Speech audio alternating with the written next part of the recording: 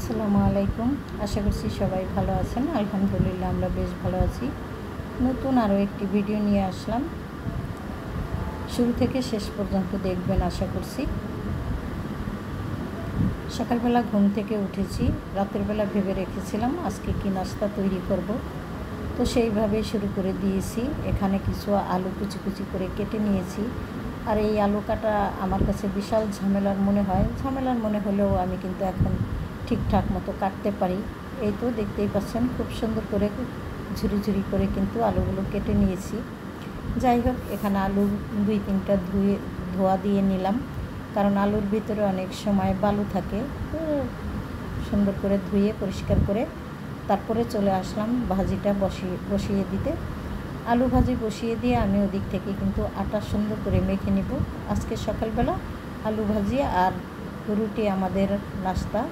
যাই হোক, এখানে আলু ভাজিটা আমি কিন্তু বসিয়ে দিয়েছি আর চলে আসলাম ডাইনিংয়ে। যেহেতু রান্নাঘরে অত বেশি একটা কাউন্টার টপ নাই, সে কারণে আমি কিন্তু ডাইনিংয়ের উপরে বসেই রুটি বেলা এবং আটা ময়াম করে নিই। যাই হোক, এখানে আটাটা ময়াম দিয়ে তারপরে চলে আসলাম ভাজিটা নামিয়ে নিতে। আর অফ ক্যামেরাতে আমি রুটি তৈরি করে নিয়েছি। এখন ভাজিটা নামিয়ে তারপরে রুটিগুলো সেঁকে নেব। একটু তাড়াহুড়ো করেই আসলে সকালবেলার নাস্তাটা তৈরি করতে হয়, কারণ সকালে সবারই যার যার কাজের স্থানে যাওয়ার সময় থাকে। এছাড়া দুপুরবেলাতে আমি যখন রান্না করি সেগুলো একটু আস্তে ধীরে করলেও চলে, কারণ বাসায় তেমন মানে খাওয়া দাওয়ার একটা ঝামেলা থাকে না দুপুরবেলা। যেহেতু ছোট ছেলেও ওইভাবে বাসায় খায় না, বড় ছেলে এবং আমরা এবং আমার হাজব্যান্ড, ওই তো আর কি 3জনে। তো এক একজন এক এক সময় খেয়ে থাকি। সবাই কিন্তু যার যার জীবন নিয়ে ব্যস্ত, তো যে যখন সুবিধা মতো খায় খাক, আমার কোনো অসুবিধা নেই। তো নাস্তা বানিয়ে টেবিলে দিয়ে দিলাম ভাজি এবং রুটি। আজকে ডিম ভাজা করতে চেয়েছিলাম, কিন্তু একটা ডিম আছে, সে কারণে আর করলাম না। ওই একটা ডিম ছেলেদেরকে দিয়ে দেব। যাই হোক, ভাজা ডিম আমার তো একেবারে পছন্দ না। একটা সময় প্রচণ্ড পছন্দ করতাম, কিন্তু এখন ভাজা ডিম খেতে ইচ্ছা করে না। মাঝে বেশ কয়েকদিন সিদ্ধ ডিম পছন্দ করতাম, এখন সিদ্ধ ডিমও পছন্দ না। যাই হোক, তারপরেও আমরা কিন্তু অনেক ডিম খাওয়া হয় আমাদের। তো সকালবেলার নাস্তা করে বাসার টুকটাক ভালো কাজ করে নিয়েছি। এই সুযোগে রান্নাবান্নাও কিন্তু আমি বসিয়ে দিয়েছিলাম। চুলাতে একেবারেই গ্যাস থাকে না। কার কার এলাকায় আসলে গ্যাস থাকে না কমেন্টস করে জানাতে পারেন। আমাদের এই গ্যাসের জন্য কিন্তু প্রচুর মানে দুর্ভোগ পোহাতে হচ্ছে, কারণ শীতের সময়ও আমার মনে হয় আমার বাসায় এত গ্যাস যায়নি, কিন্তু এখন দেখা গেছে যে গরমের সিজনে ভালোই গ্যাস থাকতেছে না। একাধারে বেশ কতদিন ধরেই কিন্তু বাসাতে রান্নাবান্না করতে একটু সমস্যা হয়ে যায়। ভাত দেখতেই পাচ্ছেন বসিয়ে দিয়েছি, ভাতে কিন্তু বলক উঠছে না, অথচ ভাত হয়ে গেছে। কারণ চাউল ভিজিয়ে রাখলে যেরকম একটা সময় ভাতের সমান হয়ে যায়, সেরকম হয়ে গেছে। সামান্য একটু জাল আছে, সে কারণে ভাতটা আর কি ধীরে ধীরে হয়ে যায় আর কি। যাই হোক, ভাত গড়া দিয়ে নিয়েছি, এদিক থেকে ভাজিটা হয়ে গেছে। আর তেমন কোনো কিছু রান্নাবান্না নেই, তো তারপরেও শেয়ার করতে চেয়েছিলাম না, কিন্তু ভাবলাম শেয়ার একটু করি। দুপুরবেলা কী খাই না খাই আপনাদের সাথে তো সবটাই শেয়ার করি। এই কাজটা আমার কাছে বিশাল বড় একটা ঝামেলার ব্যাপার, তেল ঢেলে নেওয়া। তবে আমি কিন্তু আগেই এই কাজটা করে রাখি অফ ক্যামেরাতে, কিন্তু আমার খেয়াল ছিল না, সে কারণে এখনই ঢেলে নিলাম। আর অনেক তেল থাকলে আমি আসলে বেশি থাকলে বেশি খাওয়া হয়ে যায়, এরকম একটা ব্যাপার। তো তেল যখন আমি বোতলে ঢালি একটু কম করেই ঢাললাম, তা না হলে আমি কিন্তু একেবারে পারলে তেলের বোতল সহই ঢেলে দেই কড়াইতে। যাই হোক, এরকম একটা ব্যাপার স্যাপার। যাই হোক, দুষ্টামি করলাম, সবাই কিছু মনে করবেন না এই কথাগুলোকে। আর এখানে আমি কিন্তু মাছ ভাজা ভুনা করে নিব। তো মাছগুলো ভেজে উঠিয়ে নিয়েছিলাম, এখানে পেঁয়াজ আর যা যা মশলা লাগে সব কিছু দিয়ে আগে কষিয়ে নিয়েছি, এখন মাছটা দিয়ে দিলাম। তো রান্নাবান্না দুপুরের জন্য এই পর্যন্তই ছিল। ডাল, করলা ভাজি আর হলো মাছ ভুনা। এই দিয়ে আমাদের দুপুরের খাওয়া হয়ে যাবে। রাতের বেলা একটা কিছু তো অবশ্যই করতে হবে। তো রান্না শেষ করে দুপুরের খাওয়া দাওয়া শেষ করে ফেলেছি। এই সেমাই রান্না করেছিলাম আরও আগে, তো ভাবলাম আপনাদের সাথে একটু শেয়ার করে দিই।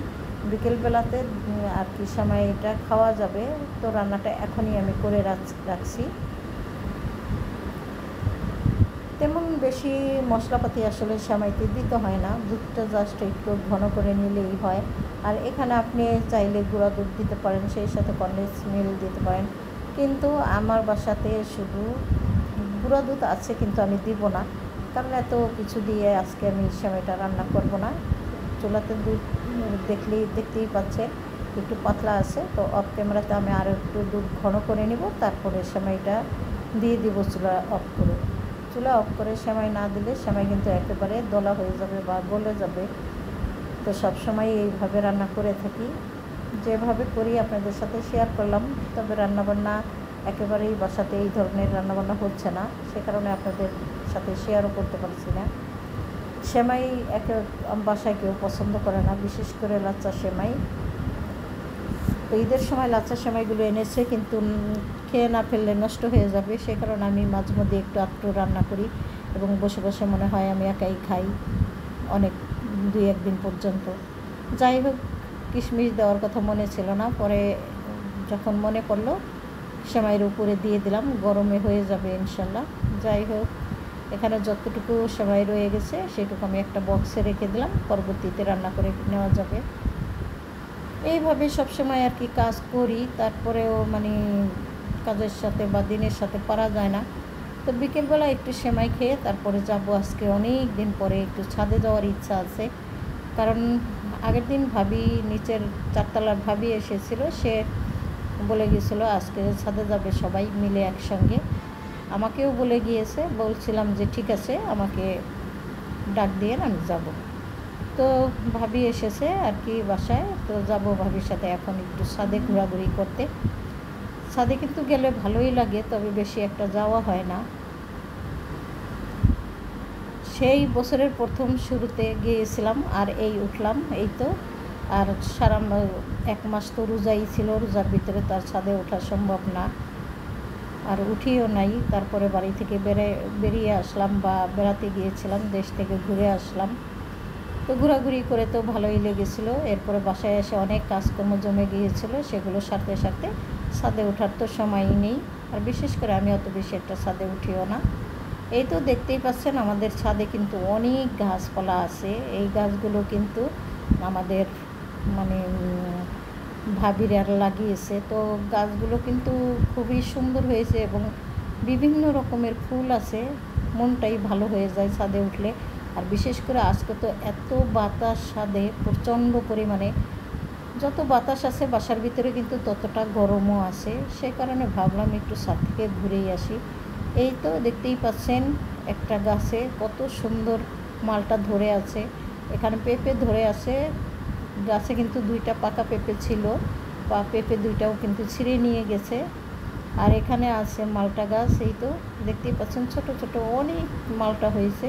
তো এগুলো কিন্তু একটা সময় পাকে, তবে খেতে কিন্তু অত বেশি একটা ভালো না, টক লাগে। আর দেখতেই পাচ্ছেন ছাদে কিন্তু আম গাছ লাগাইলে মোটামুটি খারাপ হয় না। এই যে দেখতেই পাচ্ছেন আম কিন্তু হয়েছে, তবে গাছটা কিন্তু অত বড় না। এটাই কিন্তু 2-3 বছর গেলেও প্রচুর আম ধরবে, এবং যতটা আম ধরবে সেই আমগুলো কিন্তু ফরমালিন ছাড়াই থাকবে এবং নিজেদের খাওয়া অলরেডি হয়ে যাবে। বিশেষ করে যদি আরও 2-3টা গাছ লাগিয়ে দেয় তাহলে কিন্তু ভালো হয়।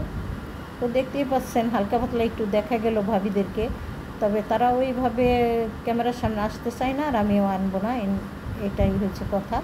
তো সবার কাছ থেকে বিদায় নিয়ে নিই, সবাই ভালো থাকেন। আজকের মতো এই পর্যন্তই। আল্লাহ হাফেজ, আসসালামু আলাইকুম। আর দেখতে থাকেন ছাদে কী কী গাছ আছে।